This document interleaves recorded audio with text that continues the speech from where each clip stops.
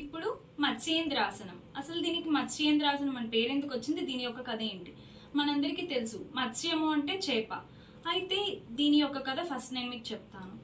ఒకరోజు రాముడి వారు సీతాదేవికి మెడిటేషన్ చేస్తే ఎలాంటి ఉపయోగాలు, అలాగే అతను చాలా కాలం తర్వాత ఒకరోజు మెడిటేషన్ చేస్తే దాంతో అతను చాలా ఎక్స్పీరియన్స్ అయ్యారు. ఆ ఎక్స్పీరియన్సెస్ అన్ని సీతాదేవితో షేర్ చేసుకుంటుండగా సీతాదేవి మాత్రం ఇవేంటి వినకుండా భోజనంకి ఏం వండాలి ఇవే మాట్లాడుతున్నారు.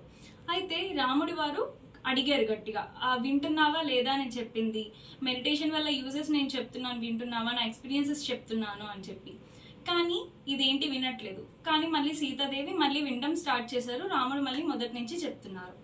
అయితే ఇదంతా ఒక నడి ఒడ్డున జరుగుతుంది. అక్కడికి ఒక చేప వచ్చింది.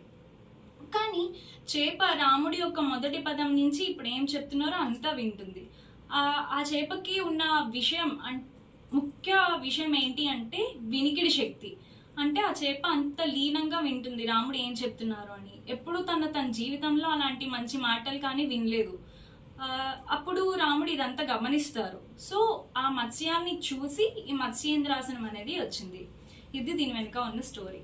సో మత్స్యేంద్రాసనం వల్ల అడ్వాంటేజెస్ ఏంటి అని నేను చెప్తా. ఈ మత్స్యేంద్రాసనం వల్ల మనకి సైడ్లో ఫ్యాట్ తగ్గుతుంది. సో ఫస్ట్ నేను పొజిషన్ చూపించి మళ్ళీ ఎక్స్ప్లెయిన్ చేస్తాను. ఫస్ట్ కుడికాలను తెచ్చి ఇలా ఎడమ వైపు పెట్టుకొని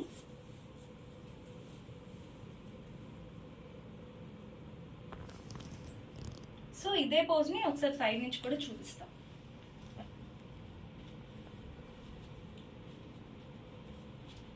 దీన్ని మత్స్యేంద్రాసనం అంటారు.